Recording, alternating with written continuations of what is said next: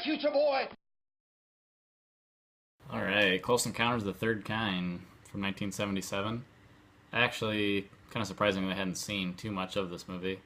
I was familiar with some of the main parts, some of the big parts, spoilers and all that, but I never sat down and watched all the way through, and only caught very brief, snippets of the movie every once in a while. This is, of course, Steven Spielberg wrote and directed this. This is his second really big movie after Jaws. He did this 2 years after Jaws.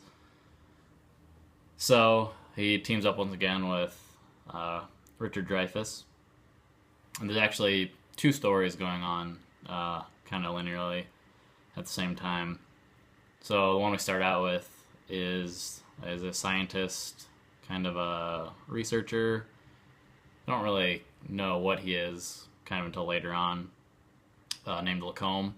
He's played by the French director Francois Truffaut.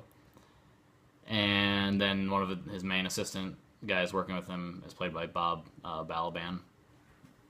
And they're researching these odd occurrences. Starts out with this really great scene where a bunch of World War II planes kind of appear out of nowhere in the desert in Mexico.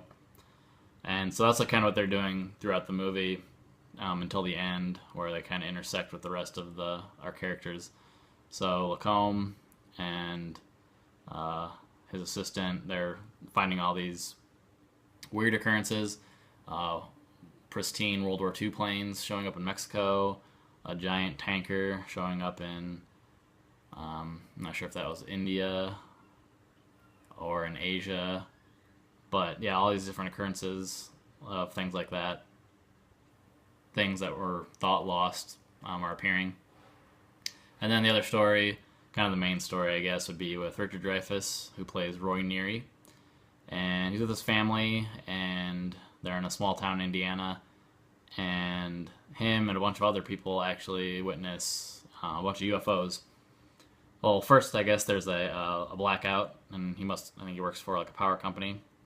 And he's told to go investigate what's making these blackouts. And while he's driving, that's when he sees the UFOs, and there's a pretty famous scene where he's in the truck and everything, there's lifting and all that. Pretty cool effect shot. And so he sees the UFOs. There's a bunch of other people that see it with him. At the same time, there's a mom and her son. So the mom's played by Terry Garr. Her name's Ronnie. Wait, excuse me. Her name's Jillian. She played by Melinda Dillon, who you'd recognize from A Christmas Story. She was the mom in that, and a couple other things. And then her son Barry, they see the sighting as well, and they're a little more close to it because of what happened with Barry. Her little son actually is kind of following them or something. And so she goes after him, and that's how she meets up with Roy, and then a bunch of other people are at this crossroads, and they see a bunch of UFOs go by, and everybody knows that they all have these weird sunburns. Roy just has one on half his face. It's kind of another famous thing in the movie, but it was at night, so everybody's like, how'd you get these burns at night? And people are trying to just kind of brush it off, like, okay, yeah, you saw a UFO, sure. And so yeah, Roy's wife Ronnie, who's played by Terry Garr, gets really annoyed. She starts getting upset with him. He becomes extremely more obsessed with it. Similar things happening with Jillian, and they don't really know why. She's drawing these like weird formations, and Roy keeps kind of sculpting them. There's the famous scene with him in the mashed potatoes, and we all find out it's the Devil's Tower. That's what he's making. And so Roy and Jillian and some other people, they also have this compulsion to go to the Devil's Tower after seeing it like on a news broadcast. And so they go there, and at the same time, that's where the researchers, Lacombe and his men, have gone too. They kind of figured out that something's going to happen there. So then they all intersect, the stories combine at that time. I guess it's going to be kind of spoilery. I mean, this came out, 40 years ago? Almost 30-some years ago. But that's where they go to, Devil's Tower, and that's where, the big scene is. I'll let you figure that out. It's called Close Encounters of the Third Kind. You can kind of guess what happens. But yeah, so that's the story. That's the plot. I really liked it. I thought it was going to be kind of slower, but it actually ended up being really kind of a good thriller. You get really caught up into what Roy's going through, and especially like when him and Jillian meet up again. I really like that part of the movie towards the end, like the last third. It's really good. It's kind of interesting that I was kind of wondering what happened to his family. Even though his family was annoying in the movie, he just pretty much leaves them and forgets about them. Well, that's kind of interesting, especially for Spielberg. He usually makes kind of more family-oriented stuff. I think I read that that's actually one of the things he kind of regretted the most about the movie is that Roy just pretty much leaves his family. But yeah, it's a great movie. I mean, it's a classic sci-fi alien movie. Great acting. I mean, Richard Dreyfuss is awesome. Melinda Dillon's really good. I really like the side stories too with Bob Balaban and Francois Truffaut, Lacombe. Their story is really good too. How they're researching everything. And I mean, it's Close Encounter of the Third Kind. It's classic now, and for good reason. It really set up a lot of what we'd see in sci-fi and the genre. And I was just seeing, references to other movies all over the place. The most obvious are, it's kind of funny because I saw Independence Day, way before I'd seen this, and it's just kind of so clear how much they're paying homage to Close Encounters, or borrowing from it.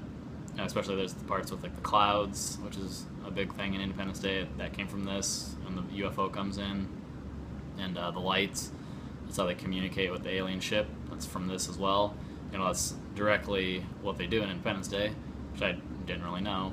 And then the other big movie that I kept thinking of was Fire in the Sky because of the abduction part of the alien story. And it's not a scary alien story. They're not attacking. It's not like that part of Independence Day or a lot of other alien movies. There's not a big invasion and stuff like that. So they're kind of few and far between if you really think about it. And Fire in the Sky, I think, is one of the closest movies. I feel like that's kind of a underseen movie though.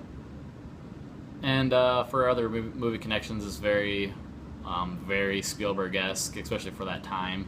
So it feels like Jaws, and even more like E.T. and Indiana Jones. They're all around a very similar time period, especially when they have a lot of like government people. That made me really think of E.T. and Indiana Jones, like with the Nazis or whatever, those big groups of them. You get that feel in this movie as well. So yeah, I've given it a 3.75 out of 5. Some people might think it should be higher, and I don't disagree, but probably higher if you saw it when it came out, of course. But seeing it now, in 2014, it's a little different. Still a great movie. I was surprised how much of a thriller it was, but at the same time, I probably won't. If this is on, this isn't going to be something I'm going to sit through for 2 hours. So, it's good, but definitely not, I don't think, the best Spielberg movie, of course, because he has a great filmography. Still very good. Needs to be seen, of course. It's a classic. You need to see it. And I want to say this is probably one of the movies that really started the big special effects kind of era in Hollywood, along with, this is the same year that Star Wars came out. So this and Star Wars had a ton of model making and great special effects before, computers and stuff like that. They kind of really ushered in that wave of filmmaking, I think, and showed what it could do on the sci-fi level. Of course, he did Jaws earlier, but this is at a whole different level. I think it was a lot cleaner, and just the scale of it's huge, especially with like the mothership coming over Devil's Tower and everything like that. So it's great for that. If you like sci-fis, if you like Spielberg, if you like Dreyfuss, any of those needs to be seen at some point in your life, I think. And I was glad I could finally sit down and watch it. So I guess for my sign off, I'll say, who are you people?